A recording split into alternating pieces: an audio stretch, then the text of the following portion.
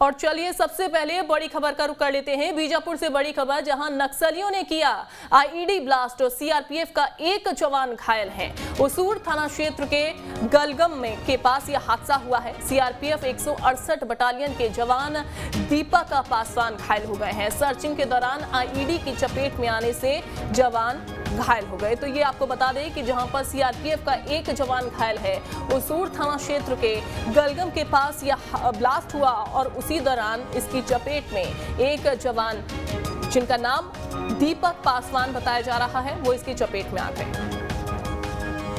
संवाददाता विशाल हमारे साथ जुड़ गए हैं। विशाल, कैसे यह हादसा हुआ, कितने बजे की घटना बताई जा रही है और क्या जानकारी?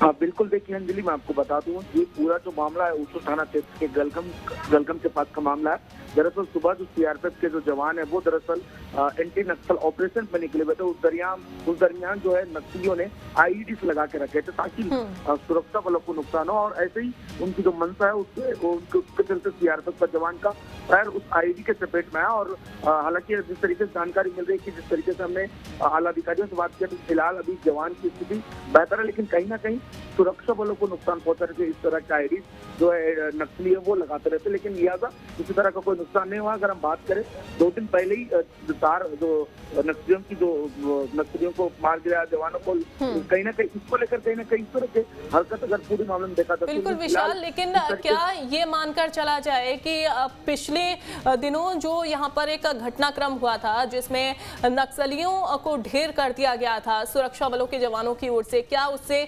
बौखला गए हैं अब नक्सली और इस तरीके की वारदातों को अंजाम दे रहे हैं? बिल्कुल, देखिए अंजलि, बिल्कुल आपने सही कहा। कहीं ना कहीं जैसे जब भी नक्सलियों की जो नक्सलियों को मार दिया जाता है, कहीं ना कहीं जो नक्सली है वो बुखलाकर अपनी इस तरह के कार्यान्वयन हरकत करते हैं। और देखा जाए तो जिस तरीके से अगर हम बात करें तो जो गलगम का जो इलाका है वो घोर नक्सल प्रभावित इलाका है, क्योंकि वहाँ पे फिर से एक बार नक्सलियों की जो मौजूदगी की सूचना मिली थी। हालांकि जवान उन नक्सलियों को एंटी नक्सल ऑपरेशन निकले हुए थे जवान, लेकिन फिलहाल किसी तरह से तो नुकसान नहीं हुआ। हालांकि हल्की बहुत चोट आई है जवान को।